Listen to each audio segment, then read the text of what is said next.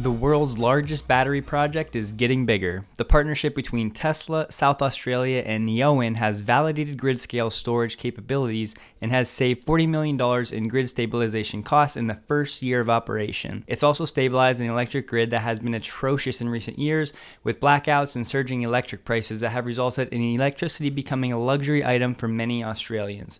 Tesla's infrastructure was connected to the grid December 1st, 2017, and just 2 years later, plans have been announced to expand due to massive success of the project. While this expansion is good news and should be around a $50 million project for Tesla, the true revelation here is the validation of battery storage for utility-scale projects. ARK Invest, who provides by far the most accurate and in-depth analysis on Tesla, has deemed this to be an $800 billion industry. In September 2016, there was a widespread power outage that was the result of storm damage. Almost the entire state and some 1.7 million residents were without power for a few days. Hospitals had to transfer ICU patients and several embryos were lost at Flinders Fertility Clinic. These blackouts continued into December and February of the following year. In March 2017, Elon and Mike Cannon-Brookes, an Australian software billionaire, exchanged tweets in which Elon promised they could have a battery project installed in 100 days or it would be free, to prove his level of commitment to providing a solution. Seemingly, as with all of Elon's endeavors, it was met with a lot of criticism. Here's Australian Treasurer Scott Morrison's take. By all means, have the world's biggest battery, have the world's biggest banana, have the world's biggest prawn, like we have on the roadside along the highways around the country. But that's not solving the problem. Despite the criticism, Tesla was awarded the contract and came through on the 100-day installation bet.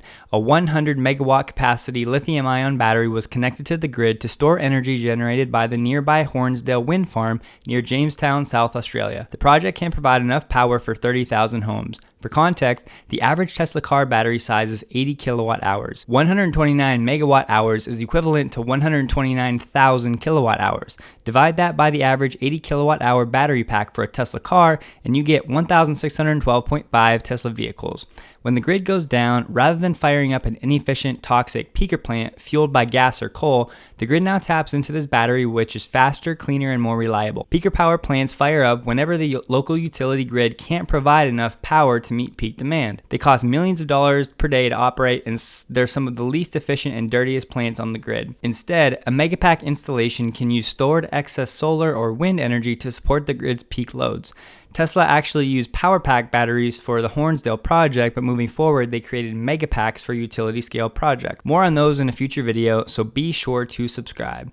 The Hornsdale project will be expanded by 50% to add an additional 50 megawatts of capacity. It's expected to be completed by mid-2020. It should further increase grid stability and reduce consumers' power bills. The project will receive debt financing support from the Clean Energy Finance Corporation. It gets even better. The French renewable energy company Neoen, which is a startup that's on fire and expanding quickly, which partnered with Tesla on the Hornsdale project, has another huge project in Goyder South in Bura that will be composed of 1,200 megawatts of wind, 600 megawatts of solar, and 900 megawatts of battery storage. The battery storage amount is to be determined. The first stage of 3 will total around $1 billion.